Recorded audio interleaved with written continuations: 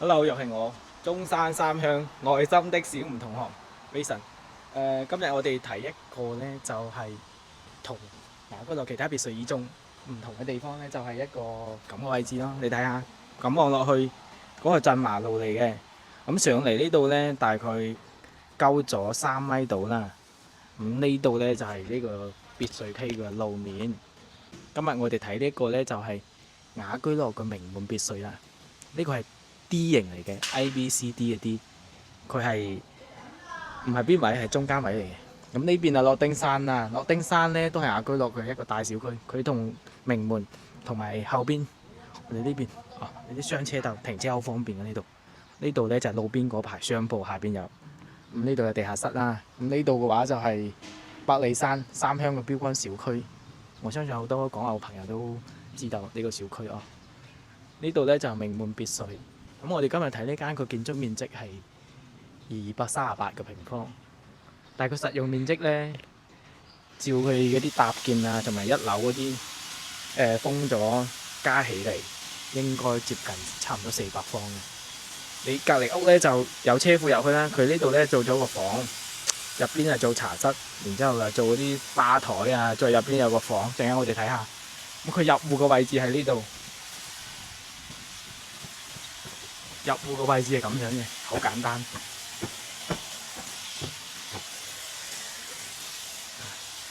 啲實木門嚟嘅，密碼鎖。入戶玄關位呢啲鞋櫃啊，呢全部都實木嚟嘅。呢個業主咧都比較有品味咯。瓷磚上牆，呢啲裝修都好多年㗎啦，應該7、8年嘅。但係呢啲用料咧就實實在在嘅。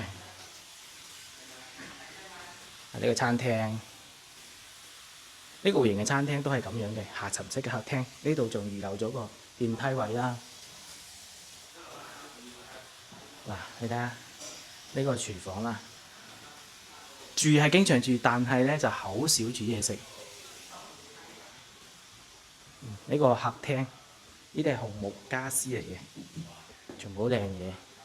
咁呢度出去啦，就係佢一個花園仔，花園就好細，因為佢基本上用咗嚟搭咗啲房啊。嚟我哋出去睇下，就係咁個樣。啲花園都好細嘅，就居家型咯呢種。如果想大花園嘅話，我就唔建議考慮呢個啦。佢呢個本嚟就係花園嚟嘅，但係佢呢度搭咗個房，下邊有一個房，呢個係書房仔嚟嘅。我哋陣間睇下。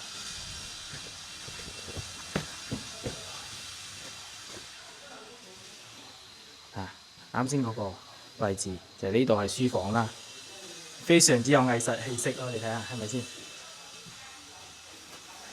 可以睇到呢啲材料啊，都係比較實用嘅。呢啲係不鏽鋼，鍍咗金色嘅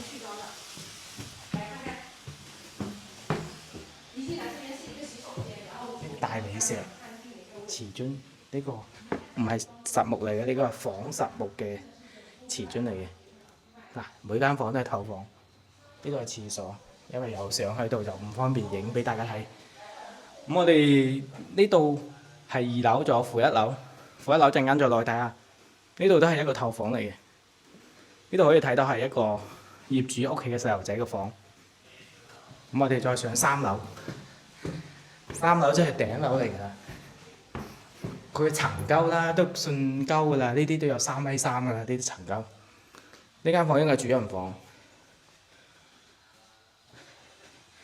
其實呢個位置係陽台嚟嘅，佢又擴建咗出嚟，就封埋個窗，就唔顯得呢個房特別大。全部都係透房帶廁所嘅呢個。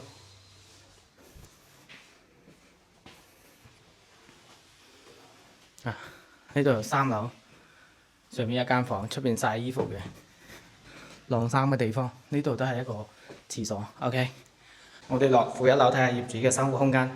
平時業主咧就中意飲下茶、飲下酒嘅。我都落去。又飲杯茶。我影個。影咗未？未，我影最後。你落先，我落先。我哋使唔使避開俾你？唔使。我幫你打下碼得嘅。哦。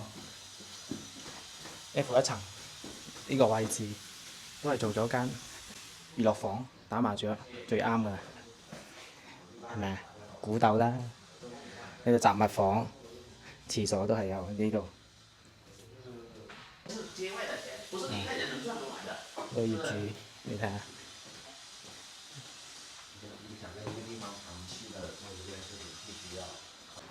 今日睇呢間屋啊，個業主咧就實實在在係裝咗好多錢落去嘅。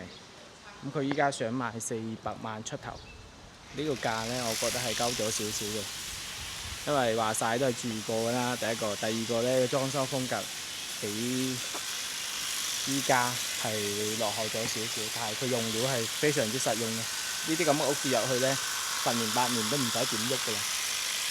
OK， 今期就到呢度。喺三鄉揾別墅揾豪宅，揾我小吳，拜拜。頭先一開波嘅地方就係呢個位置啦，個阿叔喺度剪草。咁樣睇嘅話，係咪好明顯比振華路高咗成2、3米啊？咁啊，呢條係振華路嚟嘅。嗱，呢度係振華路啦。呢一排別墅呢，就係啱先第一排別墅。呢度個1樓樓頂呢，就係嗰邊嘅路面。